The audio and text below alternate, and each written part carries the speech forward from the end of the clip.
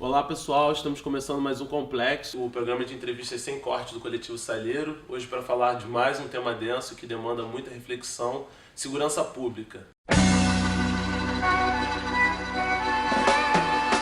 A ideia da nossa conversa hoje é discutir um pouco as causas, as razões e o que a gente pode propor para a violência urbana. A gente precisa pensar nisso. A nossa agenda do dia a dia, os jornais, a mídia e as nossas ruas clamam para a gente discutir sobre esses temas. Para isso, o Salheiro veio conversar hoje com Pedro Abramovay, que é diretor da América Latina da Open Society Foundation, ex-secretário nacional de Segurança Pública e advogado também, professor de Direito. Pedro, obrigado pela sua presença aqui, cara. É muito importante para a gente estar tendo essa conversa. E eu acho que para situar, para começar a conversar com o pessoal sobre isso, é legal a gente falar um pouco sobre perspectiva, a gente entender que violência não é mais uma pauta dentro da nossa agenda do dia a dia que compete com outras questões, mas deve ser relevante, deve ser tratada de forma especial no atual momento do Brasil, especialmente do Rio de Janeiro. Queria que você falasse um pouco para a gente por que violência e segurança pública não deveria ser tratado como um problema de urbanismo ou de falta de educação, por exemplo, no Brasil e no Rio. O tamanho da tragédia que a gente vive hoje com relação ao número de homicídios no Brasil só é comparada à tragédia que o Brasil viveu na escravidão, né? E é comparada às grandes tragédias que a humanidade já viveu. O Brasil é hoje o país onde mais se mata no mundo. Não tem nenhum país onde se mata mais do que o Brasil. A gente tem, nos últimos 20 anos, 1 milhão de pessoas morreram assassinadas. Esse é um número que devia fazer todo mundo parar e começar a botar energia para lidar com esse problema, né? Se a gente olhar em termos de América Latina, Brasil, México, Colômbia e Venezuela são responsáveis por quase 1/4 dos homicídios do mundo. Isso é uma coisa também, quer dizer, dá uma noção pra gente de que esse não é um problema mundial, não é que o mundo inteiro ficou violento de repente. Não, é um problema da América Latina, é particularmente um problema do Brasil. Esse problema não tem a dimensão que ele deveria ter, quer dizer, a gente vive as nossas vidas normais enquanto isso está acontecendo, porque quem está morrendo são os invisíveis, né? São os negros, são os pobres, são as minorias, né? E aí é como se essas pessoas fossem descartáveis, né? Morre ali, morre aqui, morre uma criança negra na periferia, morre 10, morre 100 e a gente vive nossa vida normal, né? Então acho que primeiro a gente precisa falar sobre isso, a gente precisa falar sobre a monstruosidade de uma sociedade que naturaliza o tamanho dessa tragédia, né? E aí, entendendo isso, a gente precisa pensar, peraí, não pode faltar dinheiro para isso, não pode faltar energia da sociedade para isso, cada vez que falta, adiciona, eu diria isso, a nossa monstruosidade moral, assim, o futuro vai nos julgar como as pessoas que viveram suas vidas normais enquanto essa tragédia estava acontecendo. E para a gente assim, já começar a caminhar sobre isso, tendo a perspectiva do problema, assim, quais são as variáveis hoje que afetam? E assim, para a gente conversar mais, é só o tráfico de drogas o problema de violência urbana? Assim, o que arma, na verdade, essa guerra, o que serve de munição para essa guerra é o tráfico de drogas, não é o tráfico de drogas, isso está restrito quando a gente fala de violência urbana a isso, é também um problema de aparato policial. Vamos começar a conversar sobre isso para depois falar um pouco das causas. Claro. Eu não tenho dúvidas que o tráfico de drogas tem um papel muito importante nisso, mas a gente precisa entender que não é o tráfico de drogas porque temos aí traficantes que geram sozinhos essa violência. Em primeiro lugar, a própria proibição, a gente tem que entender que a proibição das drogas é um dos motivos que causa essa violência. Quer dizer, quando a gente tem uma droga como o álcool, que é vendida, que tem propaganda na televisão, etc., que é muito perigosa, que é uma droga pesada, entendeu? E aí e isso pode ser vendido, né, aí na esquina, etc. Mas drogas talvez menos pesadas precisam de um aparato paramilitar e que causa isso para ser comercializada. Bom, isso tem um problema aí, né? Pega uma droga. Outro dia tinha um debate até na Folha de São Paulo sobre legalização e a pessoa que era contra a legalização da maconha falava, não, mas não adianta legalizar porque você vai ter contrabando que nem você tem contrabando de cigarro. Olha, tudo que eu quero é que a gente vire que todas as drogas que a gente tem hoje sejam tratadas como cigarro. Se o problema que a gente tivesse com o comércio de cocaína e de maconha fosse o contrabando, fosse alguém que paga ou não paga imposto, né, e que a gente pudesse reduzir o consumo dessas drogas da maneira como a gente conseguiu reduzir a do cigarro, pô, tá ótimo, a vida das pessoas vai ser melhor, ter menos violência, menos gente doente, menos gente dependente. É isso que a gente tem que pensar. Então acho que sim, existe um elemento pesado do fato de existir a proibição e de você ter um comércio armado, mas não é o único, porque o tráfico de drogas existe no mundo inteiro. E aí a gente tem que pensar, por que ele é tão violento na América Latina? E não é nem toda a América Latina. O Peru, que é um dos maiores produtores de droga, não tem tanta violência, ou a Bolívia, quanto o Brasil, ou o México, ou a Colômbia. Né? Então o que a gente tem nesses espaços que tornam a sociedade muito mais violenta? Né? A partir do tráfico de droga sim, mas não por causa do tráfico de droga. Né? E aí eu acho que a resposta da polícia, acho que tem muitas coisas. Né? Acho que não dá para desassociar o jeito como a polícia trata essas questões nesses lugares. Em todos os lugares onde você aumenta a repressão da polícia de maneira violenta ao tráfico de drogas, a violência explode. O próprio México, nesse caso, o tráfico de drogas existia, era bem estabelecido faz tempo. A hora que você coloca o exército e de maneira muito violenta entrando para combater, não o tráfico de drogas, não as drogas, mas as pessoas, né? Porque é isso que essa guerra às drogas faz. Quando você cria essa lógica de guerra às drogas, a violência explode. Isso aconteceu no México, isso aconteceu na Colômbia, isso acontece no Brasil. Você gera uma espiral de violência. Né? Em vez de você agir de forma inteligente, ver onde que estão acontecendo os homicídios e agir a partir disso, você gera essa espiral de violência. Claro que não dá para ignorar também outros fatores. Né? Você tem fatores, todos os estudos mais recentes mostram, no caso brasileiro especificamente, que evasão escolar, quando você pega o mapa, a coisa que mais contribui. Quando você, assim, que mais coincide, digamos assim, quando você pega os mapas e vai colocando um em cima do outro, né? Evasão, com homicídio é evasão escolar. Né? Evasão escolar, então os bairros, as áreas em volta das escolas que tem mais evasão escolar são as áreas que tem mais homicídio. Claro que isso é uma coisa que se alimenta, porque o fato de ser mais violento torna a vida na escola mais difícil também, né? Mas claramente, se a gente conseguir reduzir a evasão escolar, conseguir aumentar o tempo que o jovem no ensino médio fica na escola, né? Isso vai ter um impacto positivo também no homicídio. Então acho que são muitas causas, mas o que a gente tem que olhar é que muitos países conseguiram reverter, muitas cidades conseguiram reverter índices de homicídios muito altos. Com uma lição de casa que hoje em dia é relativamente concreta e direta, tem que ter um consenso sobre o que fazer. Né? Então, se a gente se organizar, se a gente colocar o dinheiro e a prioridade pública para isso, é possível lidar com essa tragédia que a gente viveu. Ok, assim, entendi mais esse plano geral, esse panorama que a gente fez, mas agora descendo um pouco para a realidade do dia a dia, tentando ser mais pragmático na medida em que a gente tem que lidar com o dia a dia do problema. Como a gente falava, essa semana a gente teve problemas imensos na Avenida Brasil, em comunidades carentes do Rio, de enfrentamento entre polícia e tráfico, entre manifestações de moradores dentro da sua legitimidade de estarem inseridos em lógicas de violência, e a gente viver dentro desse caldeirão aí de coisas acontecendo. Então, a gente tem uma agenda para discutir a legalização das drogas, mas por outro lado, enquanto elas não são legalizadas, a gente precisa lidar de alguma forma com os problemas. E aí eu acho que a gente tem que pensar em política pública, eu acho que a gente tem que asseverar esse debate e aprofundar cada vez mais para a gente entender os reais problemas de se ter a legalização e os benefícios de se ter a legalização, e aprofundar esse debate. Mas por outro lado, a gente tem uma agenda do dia hoje que a gente precisa lidar agora. E dentro dessa ótica, na sua avaliação, como o Estado tem, e como a sociedade civil também, para não responsabilizar apenas o Estado, como a gente tem se omitido ou aonde estão as falhas nas políticas públicas que a população apoia, por exemplo, como a repressão, como uma polícia militar especializada para ter que lidar com determinadas situações de guerra, e a sociedade apoiar isso por meio até do imaginário cultural. Aí temos o Tropa de Elite como o maior exemplo disso, em que o Capitão Nascimento se torna um ícone, ao invés de ser uma figura a ser questionada.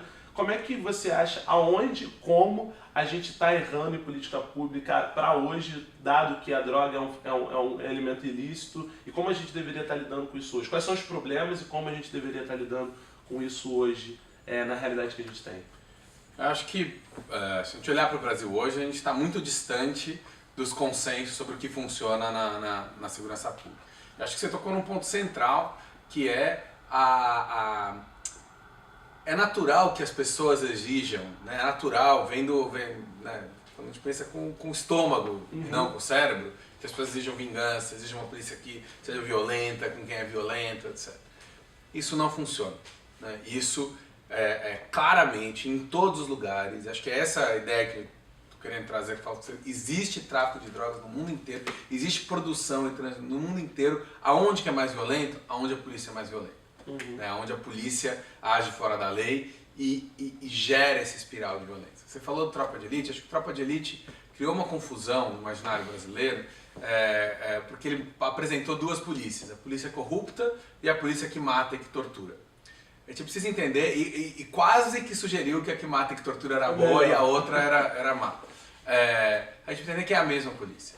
Quem mata e quem tortura é quem é corrupto. Tem um relatório fundamental de uma organização chamada Human Rights Watch que entrevistou os policiais, chama O Bom Policial Tem Medo.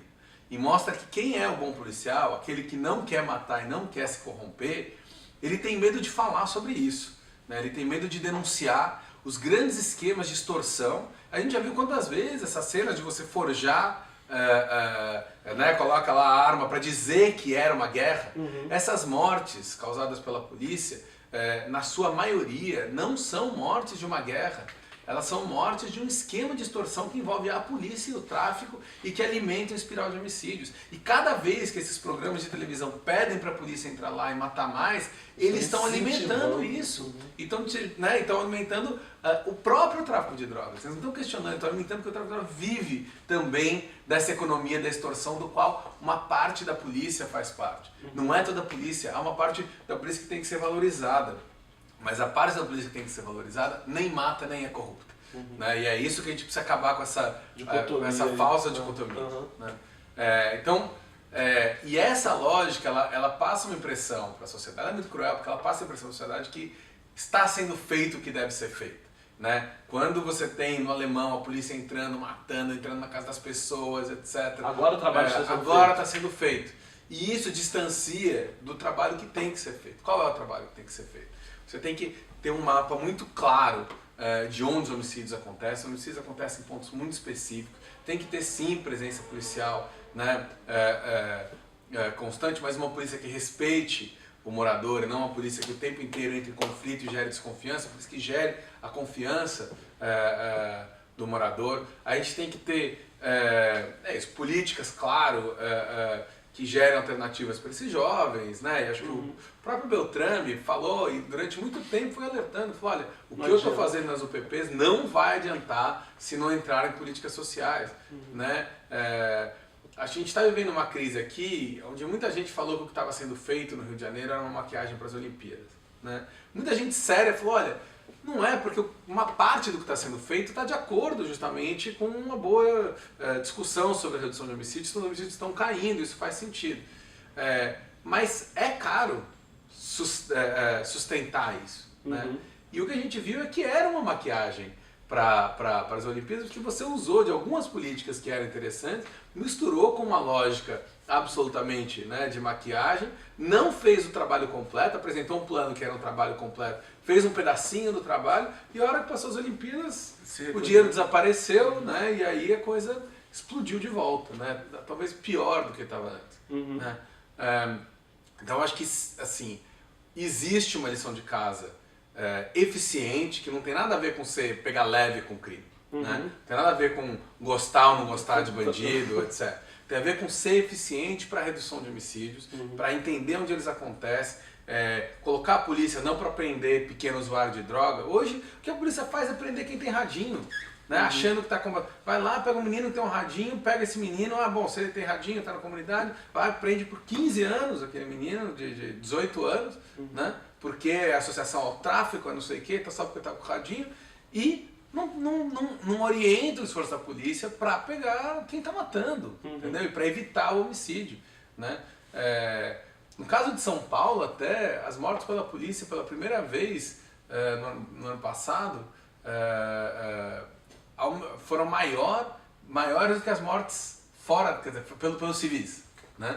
As mortes da polícia em serviço, não estou nem falando de policial fora de serviço. Foram maior do que o resto da sociedade. Então, peraí, se a polícia está matando mais do que os bandidos, então não é uma questão, eu acho que primeiro isso, a gente precisa valorizar a boa polícia. Né? A gente precisa valorizar a polícia. Não existe solução de redução de homicídios que não passe pela polícia. A gente tem excelentes policiais no Brasil, mal remunerados, né? Então a gente precisa dar condição de trabalho para o policial, tem que valorizar o policial e tem que acabar com essa história de que o bom policial vai ter, né, que o policial é ou corrupto ou torturador ou assassino. Né? Ao contrário, o bom policial ele é quase... ele tem uma precisão de cientista, porque ele tem que saber onde que o crime ocorre, ele tem que conseguir priorizar, ele tem que ter ordem clara, ele tem que ter ordem de comando. O que a gente está vivendo hoje aqui é uma falta de comando, uma falta de prioridades a ser dada para a polícia. Colocar a polícia nessa situação na qual é ela que mais sofre, porque está morrendo também, né? Ela se expõe também institucionalmente, né, para a sociedade. Institucionalmente a sociedade expõe sua vida, os policiais estão morrendo, claro. Né? Por causa dessa política. Então é uma política que mata o policial, que aumenta o homicídio, né, e que não resolve nenhum dos outros problemas. A gente precisa, tá tão claro o que é preciso fazer, né, do ponto de vista de organização dessa política de segurança, de priorização. Se a gente conseguir dar oportunidade para esse jovem, se a gente conseguir ter uma polícia eficiente, focada na redução de homicídios, nos lugares onde ele acontece, que conseguir investigar e prender, a gente não consegue investigar homicídio no Brasil. Né? O nível de investigação dos casos que ficam sem... mais de 90% dos casos ficam sem condenação no homicídio. Então, o que a gente está... E em compensação, a gente vai prendendo gente com pequena quantidade de droga à torta à direita. O que a gente está dizendo para a sociedade ou gente que furta. A gente está dizendo, olha, não furte, mate. Né? Esse é o recado que a gente está dando para a sociedade. Então, a gente precisa ter uma política muito mais inteligente, né, que não... E ao mesmo tempo, essa política que vai prendendo sem nenhum critério, né, que prende quem furta, prende quem tem pequenas quantidades de drogas ou quem está até com radinho na favela, que é isso que a gente tem visto muito, e não prende os homicídios, o que ela está fazendo? Ela está tirando pessoas que não tinham uma relação com a criminalidade violenta tão forte, né? Às vezes era um usuário de droga, mas porque estava na favela ele é considerado traficante. Às vezes é isso, uma pessoa que furtou numa situação, mas não tinha relação, não estava com arma na mão e tal, vai para a prisão e vai sair de lá criando os vínculos com o crime organizado que vai precisar que essa pessoa se torne um assassino depois. Então a gente está criando... Esse sistema de segurança pública, ele não é que ele é um sistema que apenas é ineficiente, ele é um sistema que está gerando mais violência, né? Que é responsável fomenta esse processo. Também por essa violência. E é alimentado por esses programas de televisão que pedem para ele ser assim.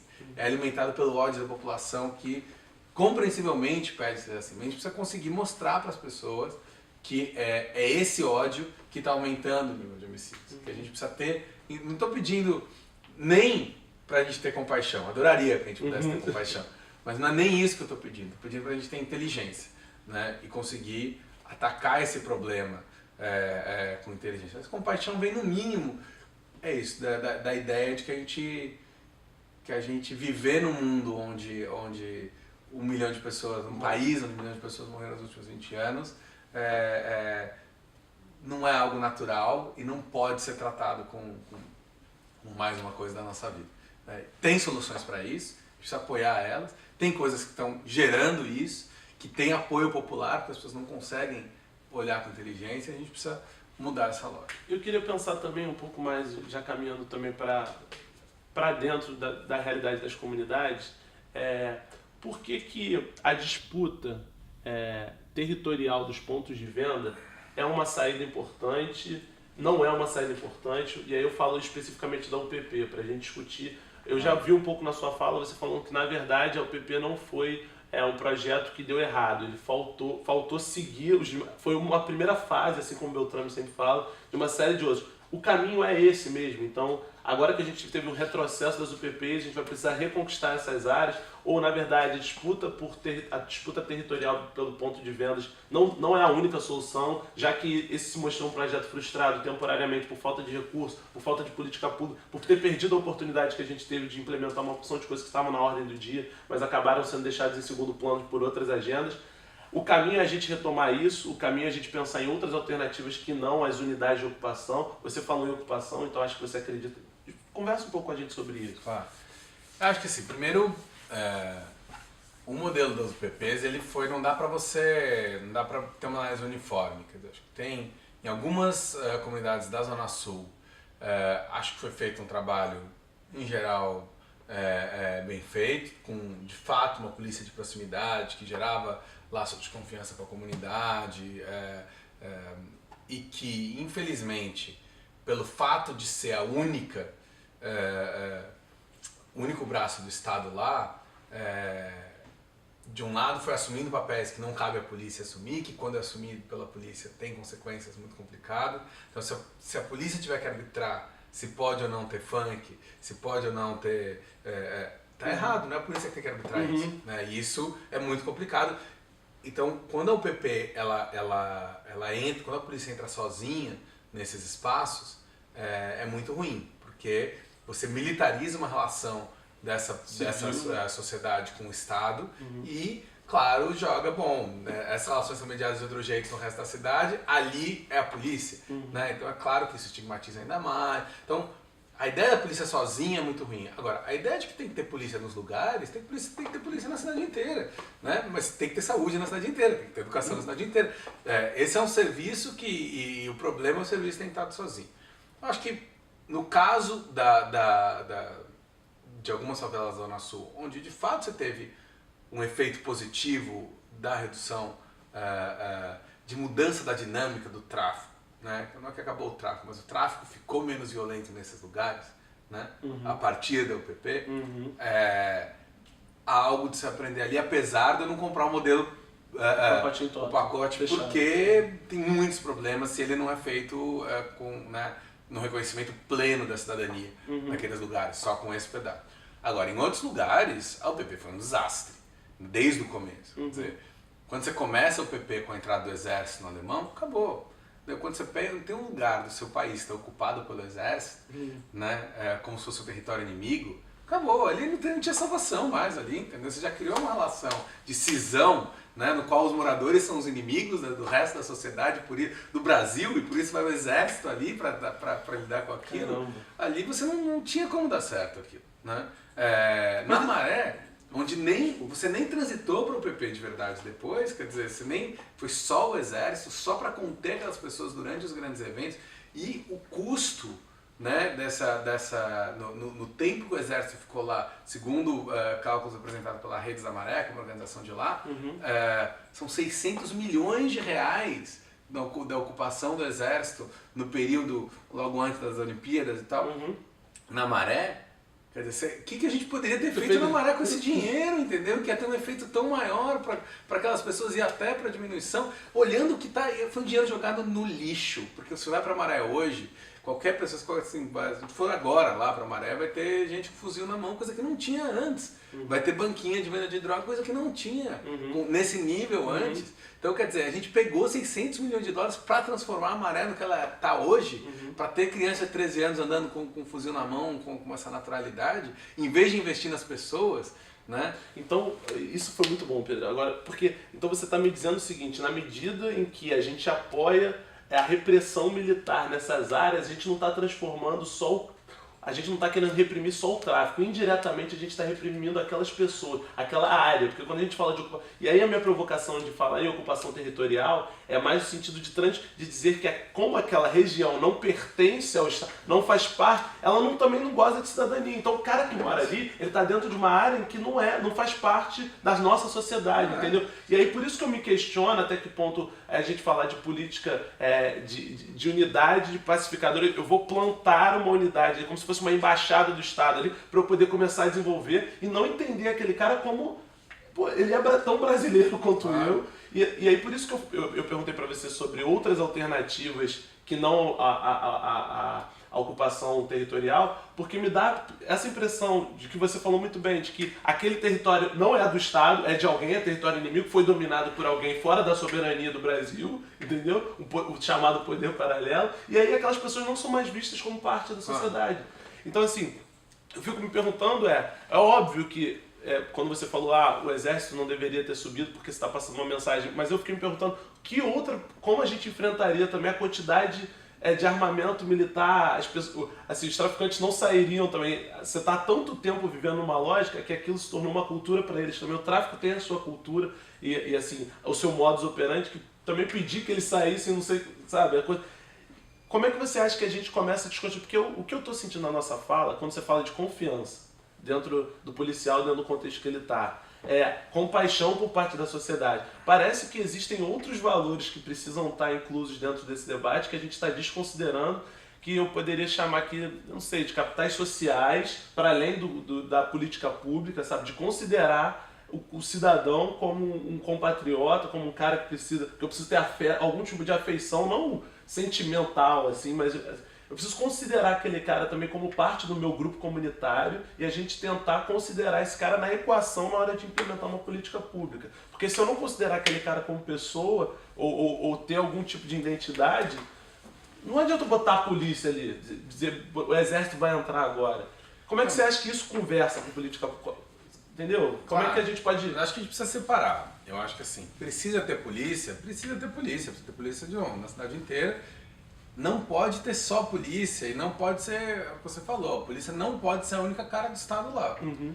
Porque a favela, a cara do Estado vai ser a polícia, isso criminaliza todas as outras políticas, entendeu? Se a política de esportes, de cultura, de saneamento básico é uma política de segurança, você está criminalizando todo o beneficiário dessa política. Então você fazer teatro, Museu da Manhã, ou teatro na Zona Sul, né, não sei o que, é política de cultura, mas fazer teatro na favela é política de segurança, e a UPP, a unidade da UPP que pensa isso. Né? Então você está criminalizando de plano esse morador. Então eu concordo com você. E acho que tem uma coisa, são estratégias pontuais de mostrar que o poder de fogo do Estado é maior que o poder de fogo do tráfico, né? E isso eventualmente vai acontecer, faz parte, o nível de armamento que entra aqui é muito pesado, sabe? A questão é como é que você fica 1 ano e meio com o alemão ocupado pelo exército, achando que é normal aquilo. Como é que você fica 1 ano e meio com a Maré ocupada pelo exército, trocando soldados a cada 4 meses, o comando, com a ideia de não criar relação de confiança na comunidade, ou até porque eles tinham medo do tipo de corrupção que aquilo poderia gerar nas forças e tal. Isso é tratar como inimigo. Né? Isso, ou o que está acontecendo agora, não é nem o exército, é a polícia com a lógica de exército, né, que vai no alemão, né, expulsa os moradores das casas para dizer, olha, aqui é um ponto estratégico, eu vou ficar aqui. Né? E morre gente, não, isso faz parte, morre menino de 13 anos, morre menina, e aí aquilo é aceito como parte de uma guerra, como, né, quase como se não fossem vítimas civis, mas são vítimas lógicas da guerra ao tráfico. Não é verdade. Não está tendo uma guerra ao tráfico lá, porque não é uma guerra aos moradores.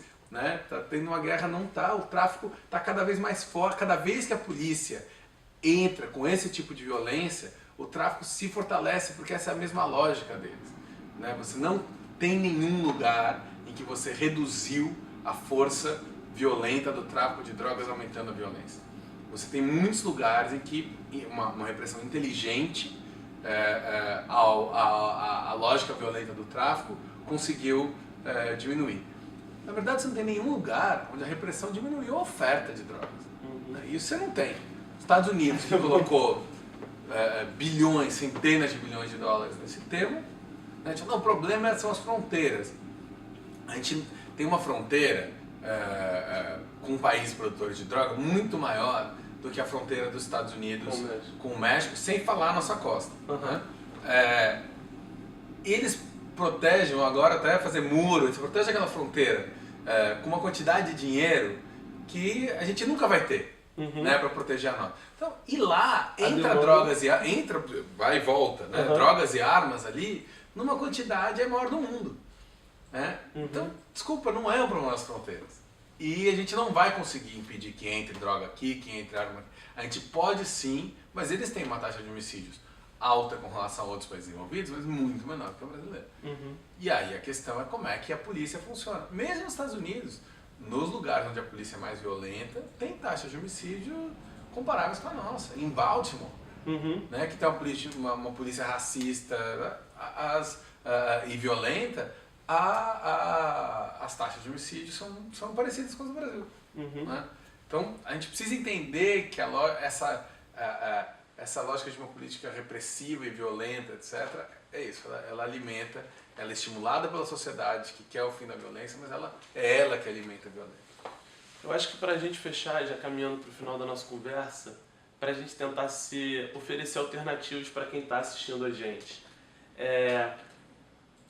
Como que você acha que a gente pode caminhar de forma prática a sociedade civil, já que a gente está conversando com a sociedade civil, pode se envolver e se engajar, não só do ponto de vista político, mas do ponto de vista prático, que instrumentos e que infraestruturas culturais, educacionais, quais são os gargalos que você enxerga? Porque se você falou que evasão, por exemplo, escolar é uma variável que produz, porque se a gente não pode hoje trabalhar diretamente na escolha de política pública policial, pedindo mais inteligência, isso talvez para as próximas eleições a gente trabalha num processo de evolução democrática e política, mas hoje, pensando nos gargalos, para além de descriminalização das drogas, para além de ação policial, quais são os gargalos que a gente pode tentar evitar que as pessoas entrem entrem na lógica da violência? Então, eu acho que esse é um debate político, né? Acho que precisa ser tratado assim. Está sendo lançada uma campanha latino-americana, mas que também que tem uma parte importante brasileira, que é a campanha Instinto de Vida. Mais de 30 organizações da América Latina, além da OEA, organizações públicas e privadas da América Latina que estão abraçando essa campanha. E é uma campanha que pede para que os governos assumam uma meta de reduzir os homicídios no seu território em 50% em 10 anos. É uma meta factível, reduzir 7,5% por ano para conseguir chegar nessa meta. É uma meta até que o governo federal se comprometeu, mas a gente precisa ter dinheiro para o plano de segurança, precisa ter, né? Então, acho que a sociedade civil precisa, em primeiro lugar, ter esse tipo de meta, ela é fundamental. Essa meta ela tem que estar ancorada em políticas públicas já reconhecidas. Então, políticas públicas de inteligências, que trabalhem com as manchas criminais, que ofereçam, que tomem o cuidado na hora que você vai pensar onde que eu vou fazer uma escola em tempo integral, onde que eu vou olhar para a evasão escolar, eu tenho que priorizar os espaços que têm maior homicídio. Então, quando o Estado coloca energia a partir da pressão da sociedade civil em de fato priorizar e falar como é que eu faço para nesses territórios que são relativamente pequenos eu conseguir oferecer alternativas para aquelas pessoas e um trabalho policial eficiente naquele lugar, eu consigo reduzir o homicídio. Então, as pessoas precisam se engajar nisso e cobrar esse tipo de coisa. Em vez de cobrar soluções justiceiras, uma polícia que mata, etc., acho que tem hoje uma oportunidade, a campanha Instinto de Vida é uma delas, para a gente cobrar dos governantes políticas concretas e um compromisso de metas de redução de homicídio.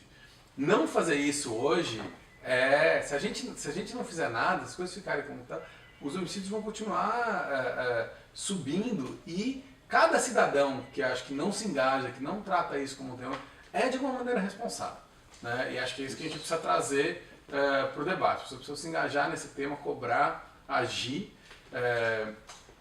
De novo, como eu falei antes, sob pena do futuro julgar a gente como monstros morais que conviviam com naturalidade com uma tragédia desse tamanho. Pedro, muito obrigado pela sua contribuição aqui para o Salheiro. O Salheiro quer ter você como parceiro e vamos continuar trabalhando firme. Obrigado, pessoal, e até a próxima. Tchau, tchau. Cara, Valeu, imagina. Obrigado a vocês. Falei.